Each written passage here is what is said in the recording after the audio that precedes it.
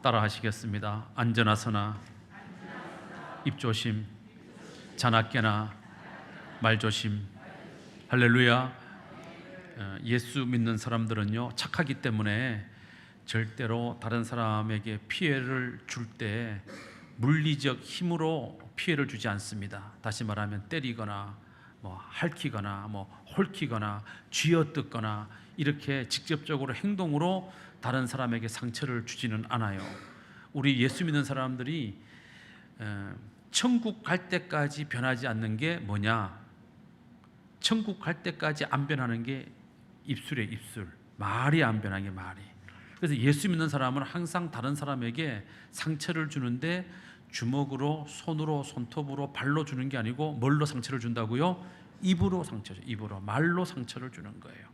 그래서 입술이 온전한 자는 모든 것에 온전하다 이 말이에요. 그래서 우리 거함교회는 앞으로 따라하십시다. 자나깨나 말조심, 안전하서나 입조심. 할렐루야. 이거는 이제 담임 목사로서 이제 잔소리 한 겁니다. 그렇게 하지 말으라고. 또 하나 말씀을 드리는데, 아프신 분들 많이 계세요. 우리 교회에 많이 계십니다. 근데 코로나 이전과 이후가 완전히 다른 것 같아요. 제가 목회를 해보니까 코로나 이전에는 아프신 분들이 그렇게 많지는 않았어요. 근데 코로나가 끝나고 난 이후에는 아프신 분들이 정말로 많아졌습니다. 이건 병원에 가서 의사들한테 물어봐도 똑같은 얘기를 합니다.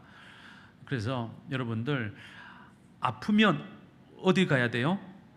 병원에 가셔야 돼요. 병원에 안 가는 게 믿음이 좋다, 이건 아니에요. 병원 가셔야 돼요.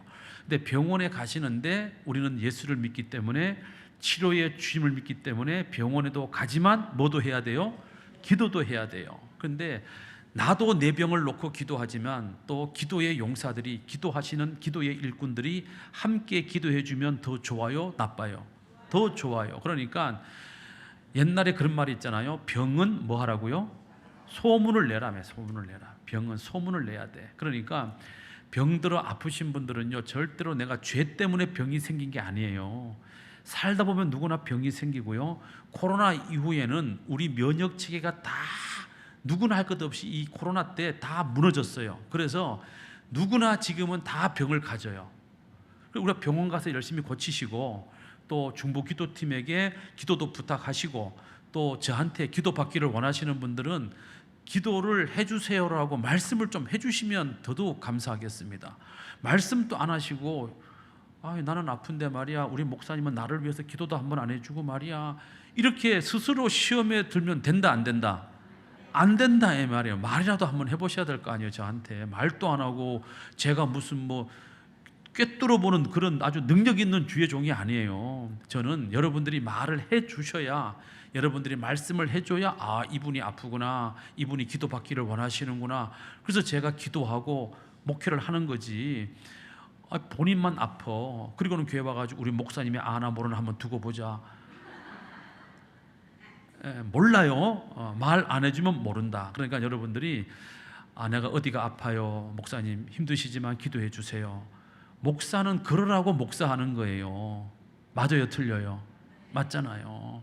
그러니까 여러분들이 어디가 불편해, 어디가 아파, 병원을 가야 돼, 무슨 일이 생겼어, 근심이 돼, 걱정이 돼, 염려가 돼, 나도 기도하지만 목사님이 기도해 주면 내 마음이라도 편할 것 같아. 그러면 저한테 오셔서 목사님 기도해 주세요 라고 얘기를 하셔야 된다.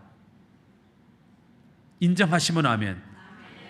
두 번째, 여러분들 모든 얘기를 저한테 하실 필요는 없어요. 모든 얘기를. 그렇잖아요. 그런데 당연히 목사님이 아시겠지. 당연히 아는 것 없어요. 여러분들이 얘기를 해줘야 알아요. 우리 아들이 뭐 했습니다, 우리 손자가 어떻게 됐습니다, 이걸 저한테 직접 얘기를 해주세요. 저는 제 스타일은요, 제 귀로 직접 듣지 않는 것은요, 모른다고 인정을 해요. 나는 몰라. 왜냐하면 둘러 들어오는 얘기를 제가 듣고 그거를 그렇구나라고 인정을 하면요, 잘못된 정보를 믿을 수밖에 없어요. 본인이 얘기를 해주셔야 돼요. 본인이.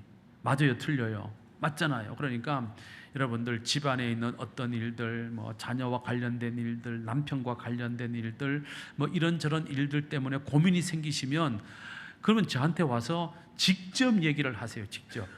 그게 어려우시면 카톡으로라도 문자라도 목사님 이러이러한 문제로 제가 고민 중에 있습니다. 기도해 주세요라고 그렇게 하세요.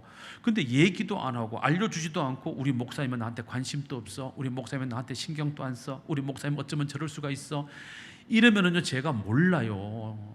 몰라. 물론 제가 얘기를 들어요. 이렇게 둘러서 얘기를 들어요. 듣지만 제가 그렇게 들었다 그래가지고 제가 아유 권사님 그런 일이 있다면서요. 집사님 그런 일이 있다면서 이러면은요 그분은 뭐라 그러는지 아세요? 누구한테 들었어요?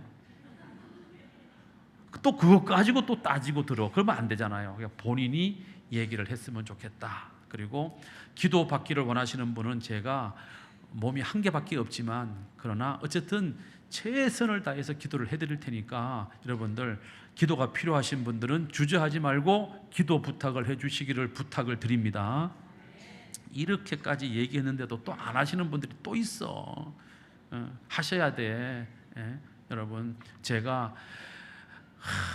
이 목회하면서요 가장 답답할 때가 언제냐 하면 막 아프신 분들 있어, 병드신 분들 있어. 그럼 저도 목사인데 손을 얹은즉 나음을 입으리라. 할렐루야. 손을 얹은즉 나음을 입으리라. 그래서 김종환 목사가 손 탁 얹고 기도하자마자 바로 그냥 암병이 떠나가고 막 질병이 떠나가고 막 바로 치유가 딱 되고 여러분들이 막 회복이 돼가지고 막 할렐루야 이러면 저도 얼마나 좋겠어요. 근데 제가 그만한 능력이 없으니까 그러니까 어떻게 해요?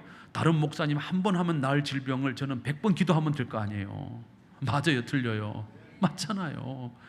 능력 있는 목사님들 한 번 기도하고 병을 낫게 해드린다 그러면 저는 능력이 조금 없으니까 뭐 100번 기도하고 1000번 기도하고 10,000번 기도해서 하나님의 은혜로 고침받으면 되는 것 아니겠습니까? 그러니까 여러분들 힘들 때, 어려울 때, 괴로울 때, 병들 때, 마음 상할 때 혼자 끙끙거리고 전전긍긍하지 마시고 반드시 얘기를 해주시면 감사하겠습니다. 아유 목사님 설교까지 하고 이제 막 힘이 들 텐데 괜찮아요. 뭐 그러다가 쓰러져 죽으면 순교하는 건데 얼마나 할렐루야야. 감사할 일이지. 예? 올챙이가 깨구리 생각하면 안 돼. 예? 그러니까 여러분들은 그냥 아프면 아파요. 기도해 주세요. 마음이 상했어요. 기도해 주세요. 우리 집에 무슨 일이 있어요. 기도해 주세요. 하고 저한테 부탁을 하시면 제가 힘껏 기도로 여러분들을 돕도록 하겠습니다. 할렐루야. 오늘 말씀은요 참 재밌는 말씀이고 우리가 다 잘 아는 말씀이에요.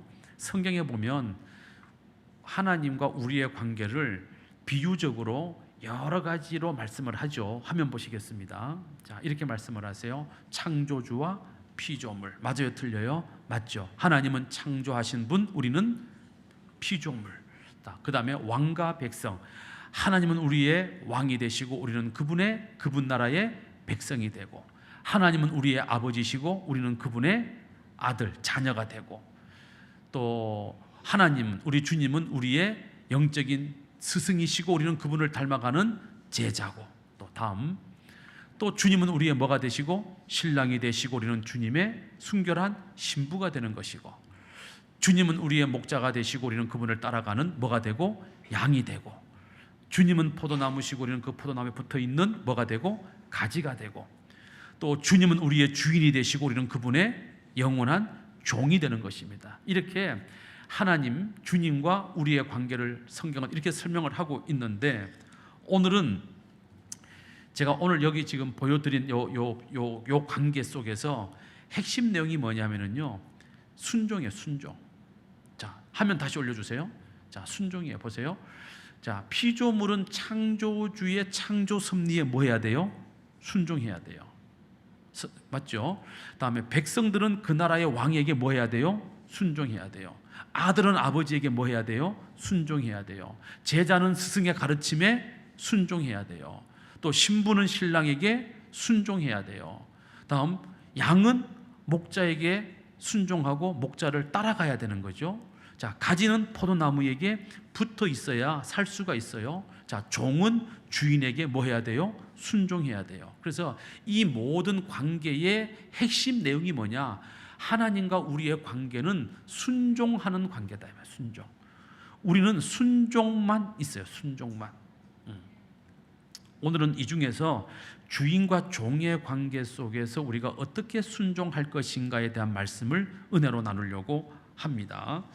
자, 교회 안에 헌신하시고 충성하시고 봉사하시는 분들이 많이 계세요. 저는 우리 거함교회가 너무 좋은 게 뭐냐면 지금 우리 교회 정도 사이즈 되는 이 교회에 우리 정도 교회 되는 교회 밑으로 더 작은 교회들 말할 것도 없고 보면 요즘 교회 식당을 못하는 교회가 훨씬 더 많아요. 우리 교단에도 보면 우리 노회도 보면은요 정락교회, 신사동교회 지금 식사 안 합니다. 다 이제 외주를 줘가지고 밖에서 이제 식당에서 밥을 만들어서 와서 사 먹어요. 그런데 우리 교회는 그래도 지금 그래도 식당 봉사하시겠다고 자원하시는 분들이 계셔서 우리가 오늘 또 밥을 얼마나 잘 먹었는지 밥 셋솥이 다 나가버리고 밥이 부족해가지고 지금 막 난리가 났다는 거예요. 안 기쁘세요? 아니 교회가 부흥해가지고 밥이 부족하다는데 얼마나 기쁠 일이야. 아, 밥이 모자라가지고 못 드신 분이 계세요? 그래서 혹시 또 식사 못 해가지고 삐지신 분 계세요? 그건 아니잖아요. 어쨌든 우리 교회는 이렇게 봉사하시는 분들이 있다는 게 너무너무 기쁘고 즐겁고 감사할 일이에요. 근데 다른 교회는요 봉사자를 세울 수가 없어요. 그러니까 교회 식당도 문 닫고 교회 학교도 문 닫고 이렇게 되는 거죠. 자, 그런데 우리가 교회 일을 할 때 주님의 일을 할 때 어떻게 하느냐에 따라서 5가지 정도의 부류로 나누어 볼 수가 있어요. 자, 첫째는 주인 아들처럼 일하는 성도가 있어요. 주인 아들처럼 일하는 성도. 그러면 주인 아들처럼 일하는 성도는 어떤 성도냐면요, 오만불손하게 일을 해. 교회 일을 하는데 아주 오만불손하게 버르장머리 없이 일을 하는 사람이 있어요. 이거는 자기가 주인 아들인 줄 알아. 그렇게 일하는 사람 있어요, 없어요? 여러분들은 모르시겠죠. 왜? 우리 교회는 그런 분들이 없으니까. 근데 다른 교회 가면 많아요. 자기가 주인 아들인 줄 알아. 막 오만불손하고 막 아주 버르장머리 없이 구는 사람들이 있어요. 두 번째, 올려놔야지. 주인 마님처럼 일하는 성도가 있어요. 주인 마님. 자기가 이 교회 주인 마님인 줄 알아. 안방 마님인 줄로 알아. 이런 사람들은요 어떤 사람들이냐 하면 백이면 백 이런 사람들은요 이래라 저래라 간섭만 하지 절대로 자기 손에 물 한 방울 안 묻혀요. 그야말로 주인 마님이야. 이래라 저래라 입으로만 일하는 사람이 있어요. 주인 마님처럼. 그런 분 있어요, 없어요? 어느 교회나 있어요. 어느 교회나. 어느 교회나 있어. 오늘 김치가 왜 이렇게 짜? 오늘 국이 왜 이렇게 싱거워? 그렇게 말씀하시는 분들은 죄송하지만 본인이 들어가서 반찬을 직접 하셔야 돼요. 저는요 교회에서 먹는 밥은 어느 교회에서나 맛있다고 그래요. 저는 첫 숟갈 딱 들면 저는 첫 마디가 아 맛있다예요. 저는 첫 마디가. 저는 교회에서 먹는 밥이 제일 맛있어요. 롯데호텔 뷔페 식당 가서 먹어도 맛이 없더라고요. 근데 저는 우리 거함교회 밥이 제일 맛있어. 지금은. 왜? 거함교회 담임 목사니까. 언제 먹어도 맛있어요. 첫 숟갈 딱 들면 아 맛있다예요. 때로는 그 음식이 제 입에 안 맞을 때도 있어요. 그런데 첫 마디가 아 맛있다예요. 사람의 뇌는 신기해요. 첫 마디를 어떻게 듣느냐에 따라서 내 몸이 반응이 달라져요. 내가 입으로 아 맛있다면은요 그 밥이 그날은 맛있어져요. 근데 첫 숟갈 딱 들면서 아유 왜 이래? 이러면요 왜 이래가 돼버리는 거예요 밥이. 그런데 교회 안에 주인 마님처럼 일하는 성도가 많으면은요 일은 안 하고 입만 나불대고 앉아 있는 거야. 그러면 되겠어요, 안 되겠어요? 안 돼. 내가 직접 해야지. 그런 사람들은. 그다음 세 번째, 종업원처럼 일하는 성도가 있어요. 종업원처럼. 자, 이 종업원처럼 일하는 성도는 어떤 사람이냐 하면은요 알아주기를 바래. 내가 봉사한 다음에 알아주기를 바래. 아, 우리 목사님 왜 내가 이렇게 봉사하는데 안 알아주지? 왜 칭찬 안 하지? 왜 내가 이렇게까지 헌신하고 충성하고 봉사하는데 왜 우리 목사님은 한 번도 나를 격려해 주지 않지? 칭찬해 주지 않지? 뭔가를 자꾸 바라는 거예요. 바라는 거. 종으로 일하는 것과 종업원으로 일하는 것은 달라요. 종은요 어떤 일을 했든지 간에 그 대가를 기대하지도 않고 바라지도 않아요. 그냥 하는 거예요. 종은 그냥 하는 게 종이에요. 종업원은 뭐예요? 종업원은 내가 일한 만큼 뭘 받아야 돼? 월급도 받아야 되고 보너스도 받아야 되고. 맞아요, 틀려요? 그러니까 교회 일하고 알아줘야지. 왜 나를 안 알아줘? 이거 자꾸 따지는 분들이 있어요. 교회 안에 이런 분들은 종업원처럼 일하고 있는 분들이다 이 말이죠. 다음 네 번째, 평생 어린 양으로만 지내는 성도들도 있어요. 교회 안에 평생 어린 양으로 지내는 성도. 무슨 얘기입니까? 절대로 교회 일 안 해. 손끝 하나 까딱하지 않아. 늘 자기를 돌봐주기만 바래. 그래서 구역장이 관심을 가지고 돌봐주고, 장로님들이 관심을 가지고 돌봐주고, 권사님들이 관심을 가지고 돌봐주고, 목사님이 보면 볼 때마다 아유 집사님, 아유 권사님 막 돌봐주고. 그렇게 안 해주면 이 교회는 사랑이 없어. 그리고 삐져. 그리고 시험에 들어. 그러면 된다 안 된다? 안 된다 이 말이에요. 그래서 평생 어린 양으로만 지내서는 안 된다는 거죠. 다섯 번째, 종처럼 일하는 성도들이 있습니다. 종처럼. 정말 누가 봐도 종처럼 일하는 분들. 누가 아는 척도 안 하고, 누가 칭찬도 안 해주고, 누가 격려도 안 해주고, 그럼에도 불구하고 그 일을 꾸준히, 그 일을 묵묵히 그 자리에서 열심히 감당하는 분들이 있어요. 누가 일 뭐라고 하든, 누가 저렇게 뭐라고 하든 상관없이 그냥 그 일을 묵묵히 끝까지 그냥 자기 능력되는 범위 내에서 열심히 하시는 분들이 있어요. 이런 분들은 종처럼 일하고 있는 분들이에요. 자, 이 다섯 가지 부류 중에 우리 주님이 기뻐하시고 우리 주님이 원하시는 성도는 몇 번일까요? 야, 정답을 어쩌면 그렇게 잘하세요. 우리 교회 성도님들은 전부 다 하버드 대학을 나왔나 봐. 이렇게 사지선다도 아니고 오지선다를 답을 맞춰버리네. 예? 맞아요. 5번. 종처럼 일하는 성도들을 하나님은 기뻐하시고 좋아하신다는 거예요. 주님께서는 잡히시기 전날 밤에 제자들과 함께 마지막 만찬을 드시면서 주님이 허리에 띠를 띠고 세숫대에다가 물을 떠다가 제자들의 발을 씻기셨어요. 요 행동은, 요 행위는요, 그때 당시로는 노예, 종, 머슴이 하는 일이에요. 이거는 집안에 남자나 엄마나 아빠나 삼촌이나 친구나 그 집의 호스트가 하는 일이 아니에요.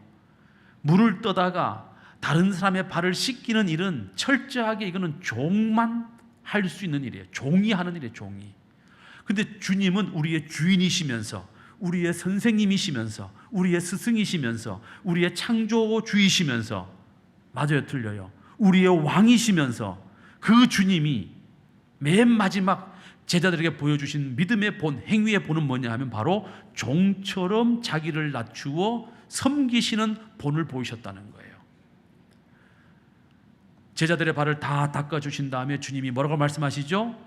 내가 선생으로서 이와 같이 행했으니 너희도 이와 같이 행해야 할지니라. 무슨 얘기입니까? 제자들이여, 성도들이여, 그대들도 나처럼 다른 사람에게 자기를 낮추고 종처럼 낮아져서 다른 사람을 섬겨야 한다. 이렇게 말씀하신 거란 말이죠.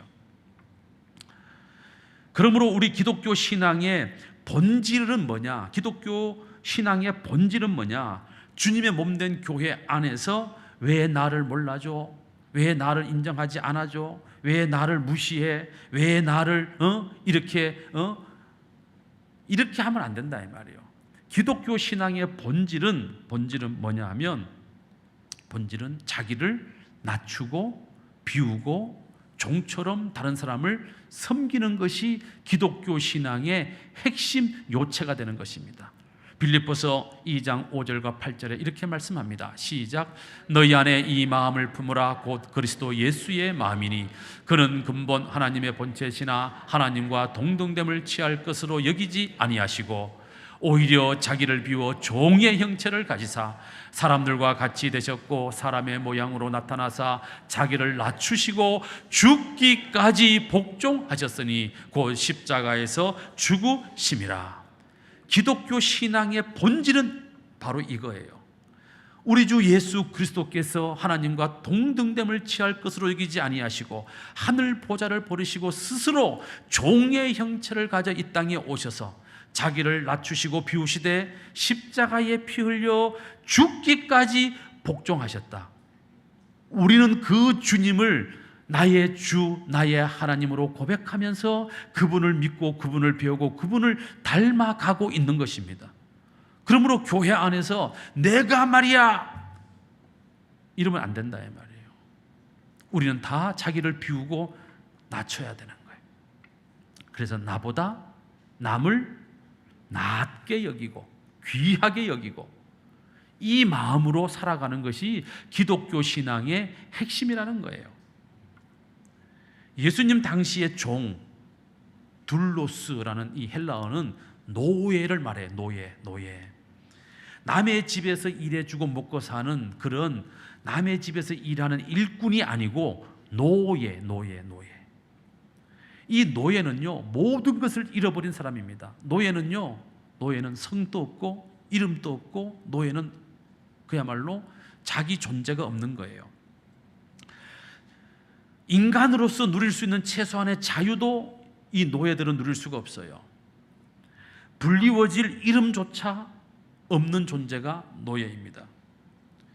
이 노예의 가치는 언제 결정되냐 하면요, 노예 시장에서 팔릴 때 그 가치가 결정이 되는 거예요. 그래서 노예 시장에 노예가 쭉 서 있으면 목에다가 500만 원. 저 사시겠어요? 안 사시겠어요? 500만 원. 비싸요? 깎아드릴까요? 300만 원. 이렇게 써붙이는 게 이게 그 노예의 가치예요. 노예 시장에 가서 붙이고 있는 이 돈이 그 노예의 가치인 거예요. 여러분 생각해 보세요.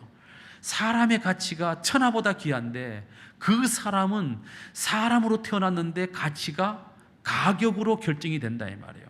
그래서 병든 사람, 병든 노예, 비실비실한 노예들은요 가치도 없어. 팔 수도 없어.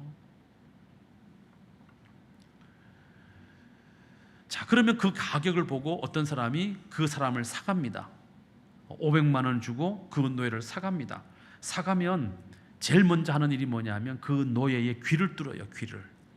귀를 뚫어. 그리고 거기다가 이름표를 걸어요. 이름표를 걸어. 이름표. 누구누구의 것이다 라고 하는 이름표를, 표식을 남깁니다. 그게 바로 귀걸이의 시작이에요. 뭘 알고나 귀를 뚫으셔.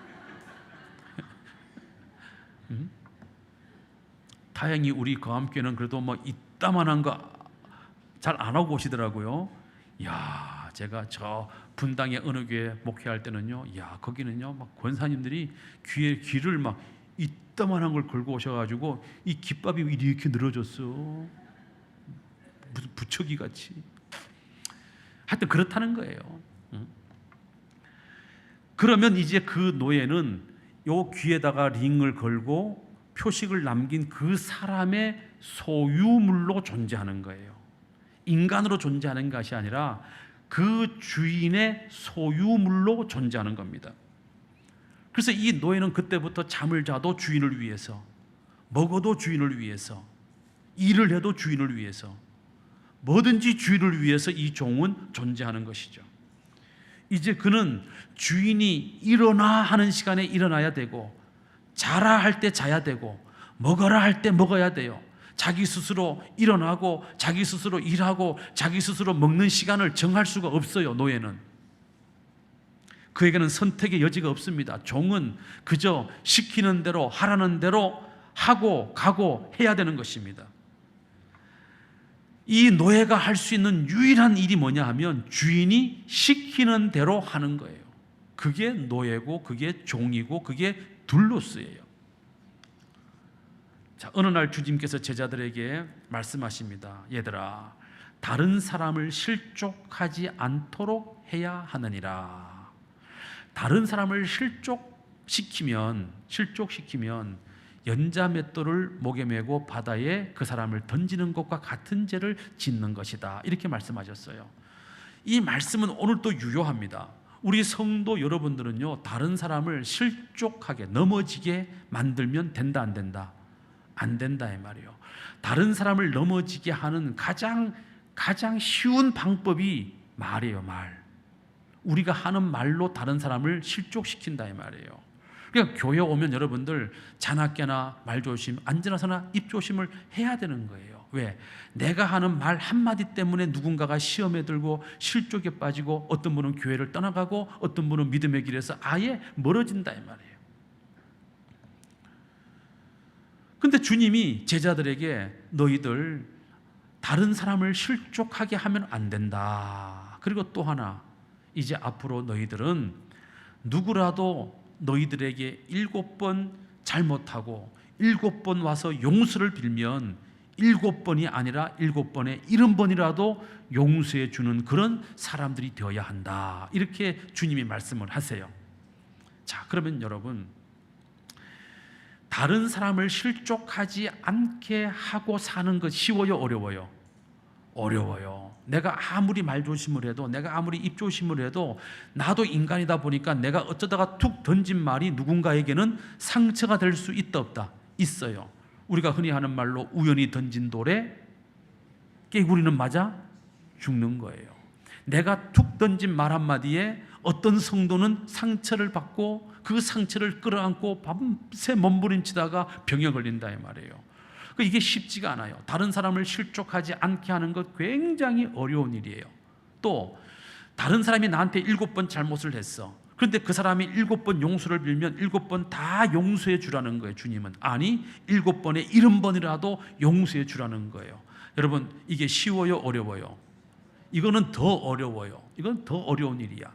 다른 사람이 나한테 실수하는 거 절대로 용서가 안 되죠. 우리는 절대로 용서가 안 되죠. 그런데 우리가 예수를 믿으니까 그 사람에게 원수는 갚지 않지만 어때요? 꽁한 마음은 갖고 있는 거지. 특히 제가 그래요. 저는요, 꽁하는 스타일이에요. 진짜예요. 그래서 만약에 제가 어떤 권사님이 저 속색이잖아요. 그러면 저는 그 권사님하고 말도 안 해. 눈빛도 안 줘. 아는 척도 안 한다고. 왜냐하면 사람은 감정의 지배를 받거든요. 내 감정이 상하잖아요. 그 사람을 보면 보는 그 자체가 힘들어요. 맞아요, 틀려요? 맞잖아요. 우리가 부부 관계도 어때요? 부부 관계도 감정이 상할 정도로 말로 서로 치고받으면 어때요? 그 다음날 보는 것도 싫어, 밥 먹는 것도 싫어. 근데 밥은 안 차려줄 수 없으니까 밥은 차려놓고 마누라가 나가버려. 네 혼자 먹어라, 이 인간아. 맞아요, 틀려요? 그게 인간이에요, 인간. 그런데 주님은 그렇다 하더라도 7번 잘못한 거 7번 용서하라는 거예요. 쉬운 일이 아니잖아요. 그러니까 제자들이 이렇게 말을 해요. 주님, 우리에게 믿음을 더하여 주시옵소서. 이게 무슨 얘기예요? 우리 그렇게 하고 싶습니다. 다른 사람 실족하지 않도록 살고 싶습니다. 다른 사람 나한테 7번 잘못하면 내가 7번 용서해 주는 그런 너그러운 마음으로 살고 싶습니다. 근데 그렇게 살고 싶은데 내 믿음이 지금 작아서 못합니다. 그러니 주님, 우리에게 믿음을 더하여 주십시오. 이렇게 대답을 합니다. 자, 그러자 주님께서 무슨 말씀을 하십니까? 오늘 바로 그게 주님의 대답이에요. 그 질문에 대한 주님의 대답이에요. 누가복음 17장 6절 시작.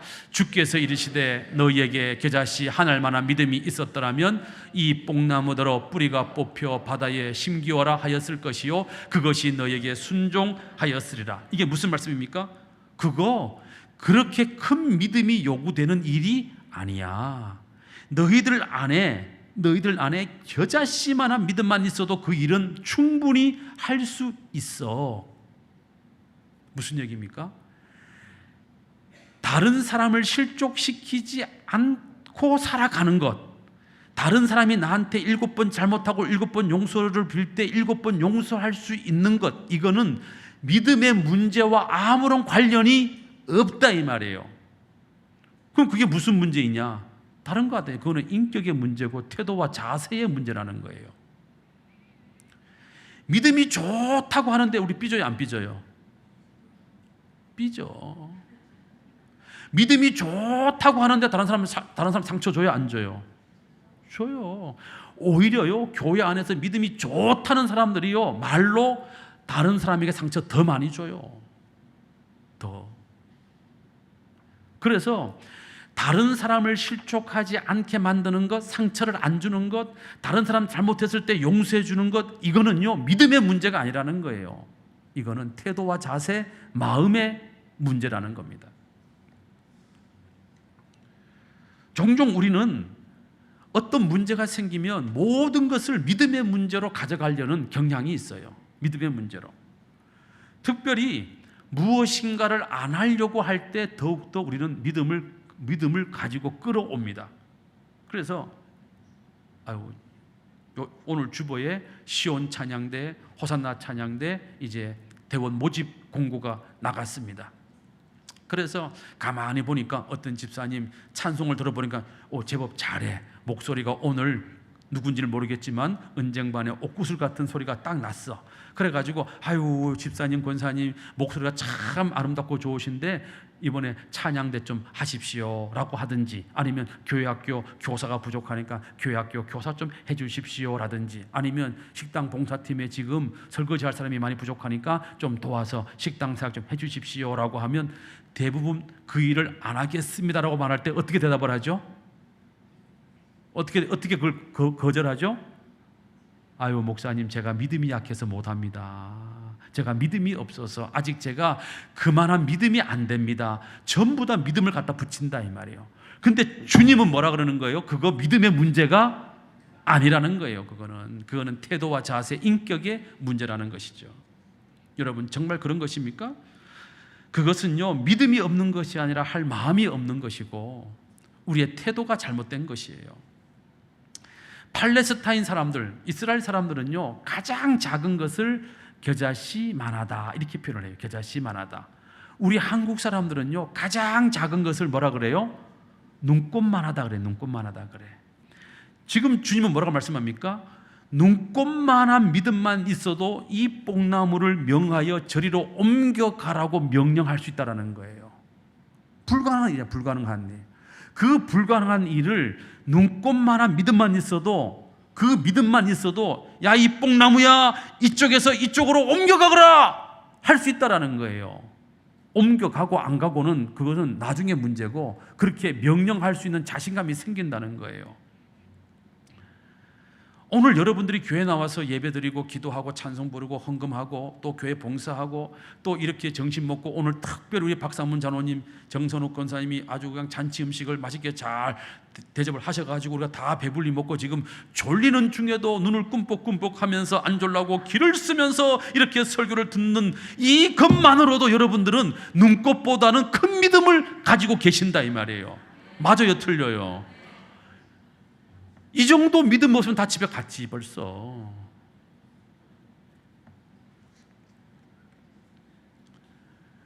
그 정도 믿음이라면, 다시 말하면 여러분들이 가지고 있는 이 정도의 믿음이라면 여러분들은요 얼마든지 어마무시한 일도 해내고도 남음이 있다라는 겁니다. 그런데 그 일을 못하는 것, 안 하는 것은요 내 인격의 문제고 마음의 문제고 태도와 자세의 문제지 믿음의 문제는 아니라는 거예요. 믿음은요 큰 믿음이 따로 있고 작은 믿음이 따로 있고 이게 아니에요. 그러면 예수를 100% 믿으면 천국 가고 예수 1% 믿으면 지옥 갑니까? 그걸 어떻게 구분을 해? 그걸 어떻게 구분을 하냐고요. 그냥 예수는 믿는 거예요. 믿는 거지. 믿음 이후에 행동은, 태도와 자세는 우리가 선택하는 거예요. 내가 선택하고 내가 결정하고 내가 행동하는 거지. 그래서 주님은 이 사실을 깨닫게 해주기 위해서 오늘 3가지 반어법적 질문을 제자들에게 던지고 있습니다. 첫째 질문, 자 시작.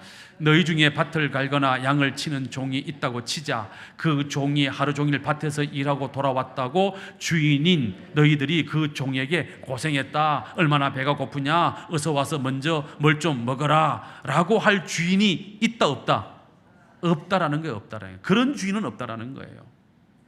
종은 밭에 나가서 하루 종일 힘든 일을 하고 왔다 하더라도 주인이 아유 종님 고생하셨습니다, 와서 먼저 식사하세요, 이런 주인은 없다라는 거예요.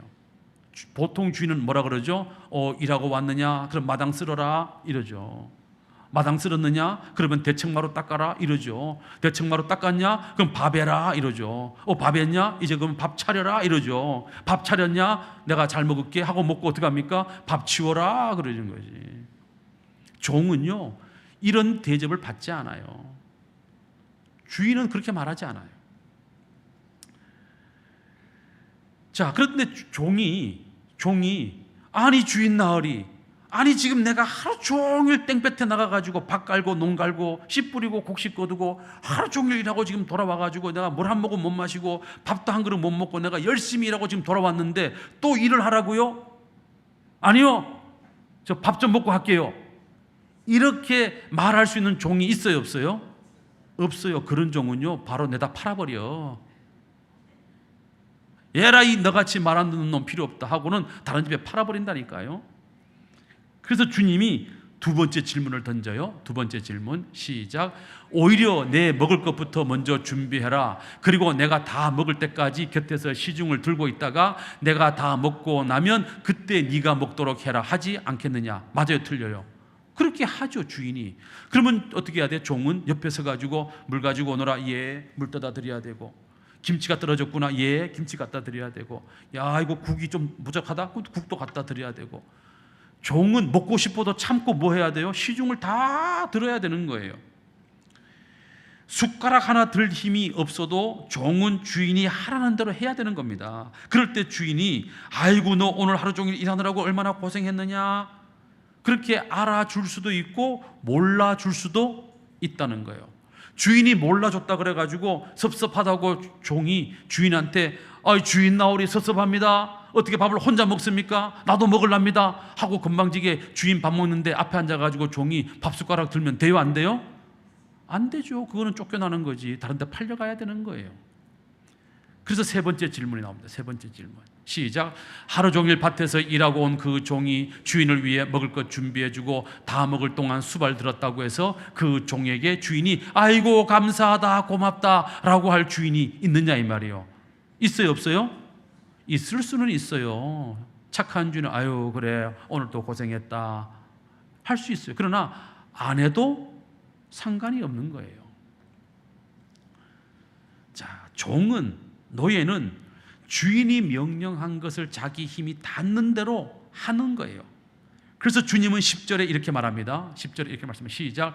이와 같이 너희도 명령받은 것을 다 행한 후에 이르기를 우리는 무익한 종이라 우리가 하여야 할 일을 한 것뿐입니다 라고 해야 그게 종의 자세로 섬기고 봉사한 것이다 이 말이에요. 할렐루야. 교회 안에서 우리가 얼마나 큰 일을 많이 하느냐, 얼마나 봉사를 많이 하느냐 마느냐의 문제는요 믿음이 있느냐 없느냐의 문제라기보다는 사실은 종처럼 순종할 수 있느냐 없느냐의 문제인 것입니다. 1931년 7월 1일자 성서조선이라는 잡지에 함석헌 선생님이 기고문을 썼어요. 그 기고문의 제목이 뭐냐면 기독교 신앙은 무슨 신앙이다? 노예 신앙이다 라는 글을 쓰신 적이 있어요.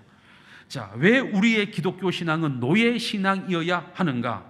함석헌 선생님은 이렇게 말씀합니다. 시작. 우리는 주님의 보혈로 구원받은 그 은혜가 놀라워 그분을 나의 주요 나의 구세주로 믿고 스스로 그분의 노예가 되어 살기로 작정한 사람들이기 때문에 우리 기독교인의 신앙은 무슨 신앙이다? 노예 신앙이다 이 말이에요. 그러므로 우리는 주님의 몸된 교회를 섬길 때 종처럼 노예처럼 그렇게 섬겨야지 자기가 마치 이 교회의 주인 아들인 것처럼 오만방자하게 버르장머리 없이 그렇게 교회 일을 하면 되겠냐 이 말이에요. 우리는 종처럼 노예처럼 그렇게 우리가 섬기고 봉사해야지 자기가 묻힌 이 교회의 주인 마님이나 된 것처럼 자기는 손에 물 하나 안 묻히고 말이지 입으로만 이래라 저래라 간섭하면 되겠냐 이 말이에요. 우리는 아무런 대가를 바라지도 않고 종처럼 노예처럼 그렇게 주님을 위해서 우리가 봉사하고 헌신하고 교회 일을 감당해 나가야 하는데 마치 종업원처럼 내가 교회 일 이만큼 했는데 왜 나한테 이렇게 안 해주냐 저렇게 안 해주냐 왜 알아주냐 못 알아주냐 이렇게 하면 되겠냐 이 말이에요. 웨슬리 후보라는 사람이 이렇게 말을 했습니다. 시작. 나는 주님의 표시가 붙은 노예다. 그러나 나는 의의 노예이지 죄의 노예는 아니다. 순결의 노예이지 부도덕의 노예는 아니다. 자유의 노예이지 방종의 노예는 아니다. 주님 나라의 노예이지 군중의 노예는 아니다. 신앙의 노예이지 불신앙의 노예는 아니다. 주님의 노예이지 부의 노예는 아니다. 이처럼 나는 주님의 사슬에 묶인 노예이기에 주님의 사업에 충성할 수밖에 없다. 믿으시면 아멘. 맞아요, 틀려요? 다 맞는 말이잖아요. 나는 주님의 사슬에 묶여있는 노예, 주님의 노예, 주님의 종이기 때문에 주님의 사업에, 주님의 일에 나는 입 다물고 뭐 할 수밖에 없다? 충성할 수밖에 없다. 이게 바로 기독교의 본질, 노예 신앙, 종의 신앙이다 이 말이죠. 하나님은 우리를 예수 그리스도의 피값으로 사셨습니다. 이거를 우리는 구속의 은혜라고 표현해요. 구속의 은혜. 구속이라는 말의 뜻이 뭐냐면요, 돈을 주고 그 사람을 사서 건져내서 풀어주다, 그런 뜻이에요. 이거는 노예 제도와 깊이 관련이 있는 단어입니다. 다시 말하면 제가 노예 시장을 갔어. 시장을 마천중앙시장을 갔는데 마침 마천중앙시장에 노예시장이 열렸어. 노예시장이. 근데 노예시장에 갔더니 노현철이라는 노예가 목에 딱 노예 마크를 달고 30만 원 이렇게 딱 붙이고 있다 이 말이야. 그래서 제가 이 사람이 인물도 훤하고 등치도 좋고 앞으로 큰일 날 것 같은데 이 사람이 노예로 살아서 되겠나. 그래서 제가 주머니에 있는 돈을 막 찾아봤는데 돈이 한 푼도 없네 진짜. 찾아봤는데 딱 30만 원이 있는 거야.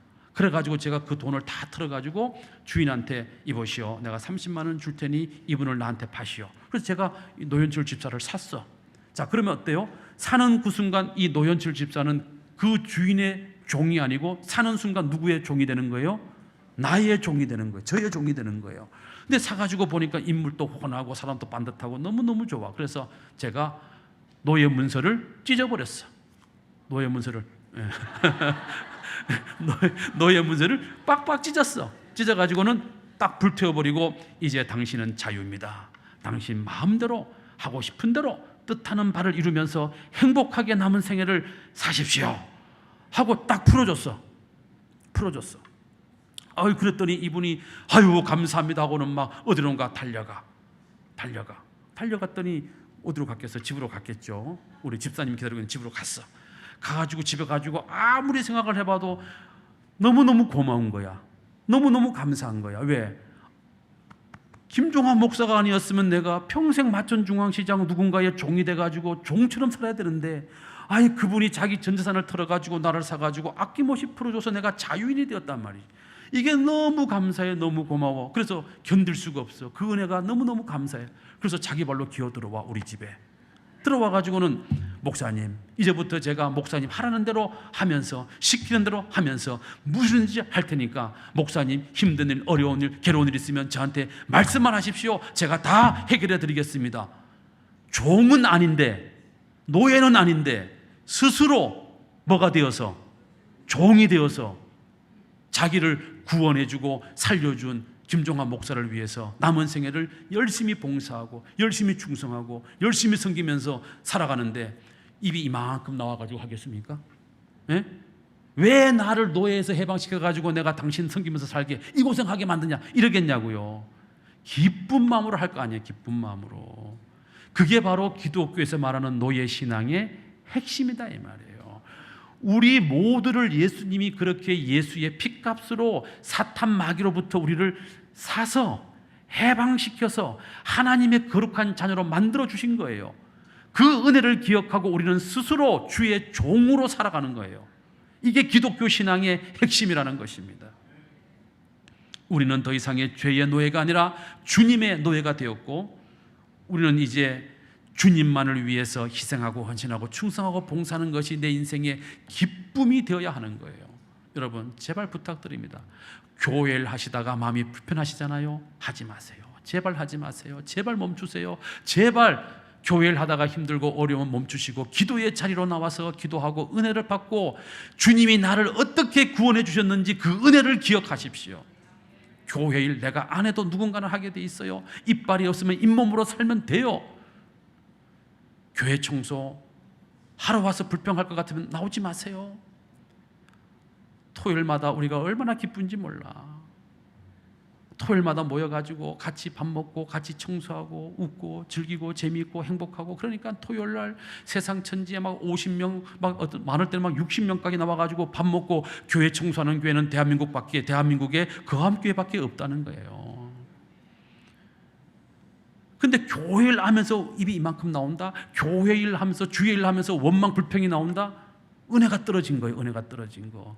주님의 그 은혜를 잊어버린 거예요. 은혜를 먼저 회복하셔야 돼요. 은혜를 먼저. 오늘 헌신 예배 드리시는 우리 시온 찬양대 대원들 너무너무 힘든 거 제가 잘 알아요. 왜? 아침에 새벽같이 나오는 거 힘든 일이죠. 보통 일이 아니에요. 제가 미안한 마음에 혹시라도 겨울에 오시면 추울까 봐 제가 교회 내려가면서 히타를 딱 틀어주고 가요. 그게 담임 목사로서 할 수 있는 최고의 사랑인 줄로 알고 제가 간혹 가다가 피곤하면 잊어버릴 때도 있지만 웬만하면 제가 히타를 딱 틀어드리고 제가 제 방에 가서 설교 준비하고 기도하고 있습니다. 여러분, 우리 찬양대원들 힘든 거 어려운 거 압니다. 그런데 그 일을 기쁨으로 감당하셔야 돼요. 그게 종의 자세, 그게 노예 신앙의 모습이라는 거죠. 우리 시온 찬양대뿐만 아니라 우리 모든 거함의 모든 직분자들이 나를 죄에서 구원하신 주님의 그 구속의 은혜를 기억하고 우리 모두 주님의 종이 되어 주님의 노예가 되어 평생토록 주를 위해서 기쁨으로 섬기고 봉사하고 헌신하고 충성하며 살아가는 주의 백성들 되시기를 주님의 이름으로 축원합니다. 거룩하신 아버지 하나님, 오늘 귀하고 복된 시간에 우리 시온 찬양대 헌신 예배로 드리게 하시니 너무나 감사합니다. 오늘 주신 말씀을 잘 기억하고 우리 모든 시온 찬양대 대원들이 정말로 섬길 때마다 봉사할 때마다 기쁜 마음으로 정말로 종처럼 자기를 낮추고 비우고 기쁜 마음으로 헌신 충성 봉사할 수 있도록 은혜를 더하여 주시옵소서. 예수님 이름으로 기도드리옵나이다. 아멘.